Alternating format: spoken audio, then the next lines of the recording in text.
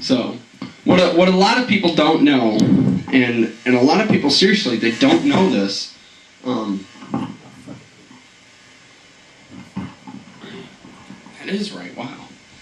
Okay, I want to tell you guys a secret, and I found this out while I was on vacation in D.C. A lot of people don't know that the White House has a basement, and it's a secret. Only top people know about it. Shh. And a lot of people think, oh, that's where they keep all the weapons of mass destruction that they capture from everybody else. You know, Al Qaeda, that's where all their weapons are. No. I'm sorry to disappoint you. But the White House basement is not full of weapons. It is not full of food. It is full of used junk from the previous presidents. And I know a lot of you are like, yeah, right, I'm serious.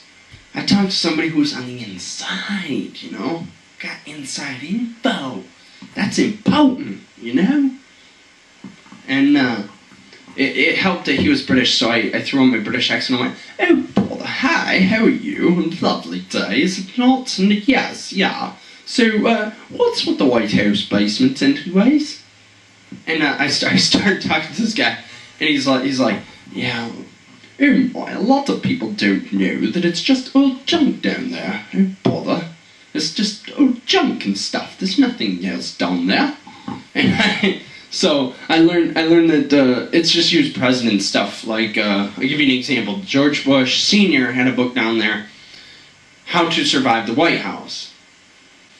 George W. Bush Jr., as I like to call him, he had a book down there. It was called The Idiot's Guide to Running a Country, and he left that down there. Yeah. So, no doubt that Bill Clinton left a book down there. Bill Clinton was a really cool president. Bill Clinton left a book down there. It's called How to Get Away with Cheating. So yeah, we went and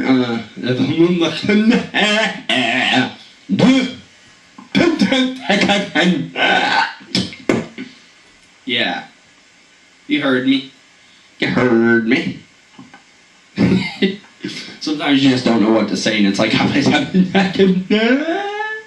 that's all that comes out of your mouth. Even though what you really want to say is, I want to get away from you! But all that comes out is, yeah, I know, just sometimes it's really weird. But I will tell you, you know, we did go visit the Amish, and the Amish are like the coolest people in the world. Because they don't use technology. Well, I mean, they use the wheel. And, they use the buggy, and, use the trough. But I mean, any, like, digital, or, analogical,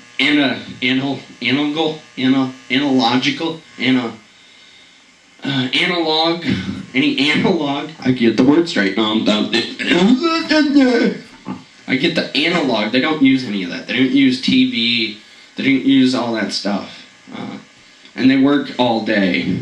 But I think it'd be cool to live like them for a while. You know, get to see what real work is like. You know, this 9 to 5 shit. No, your ass is out there 16 hours a day. You know, that's work. You know, and you gotta put it to these people to keep doing the work the hard way instead of, you know, conforming to society. So.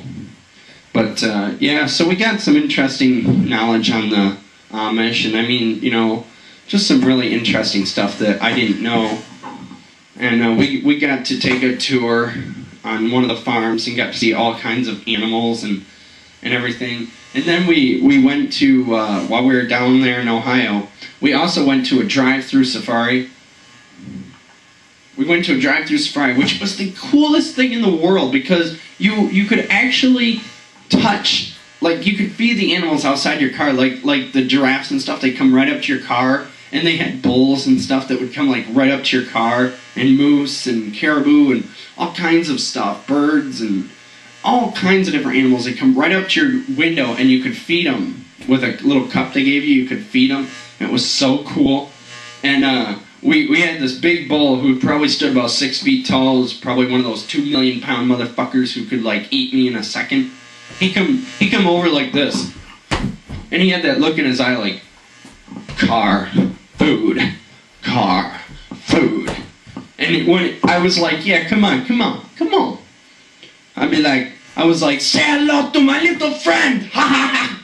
And then he got like, no, seriously, he got like 6 inches from the window, and I was like,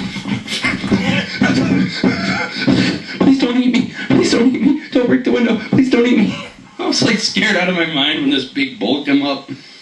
And he's just looking at me like, food, car, food, car, food, car, food, food, food.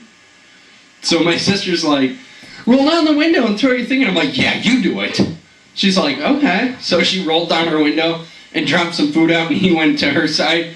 And she was all just like me. She was like, say hello to my little friend, ha ha. And then he got over there and we're like, but I'll tell you, it was a really, really interesting experience. And, you know, to be able to do that and get that close to animals. And while we're visiting the Amish as well, we were on that farm I was just talking about. And one of the really interesting things is when you were on, you didn't just get to watch the animals, but you actually got to touch them, feel the horns and all the stuff, and, you know, pet them. And I'll tell you, it was really cool. And I'm really, really glad I got the experience to do that. You know, that to me was something personal that, you know, I'll take with me for the rest of my life, because it was just an amazing experience, you know. And I did get pictures. I got pictures of me cowering 20 feet from this stupid animal going, please don't eat me. But, yeah, I know.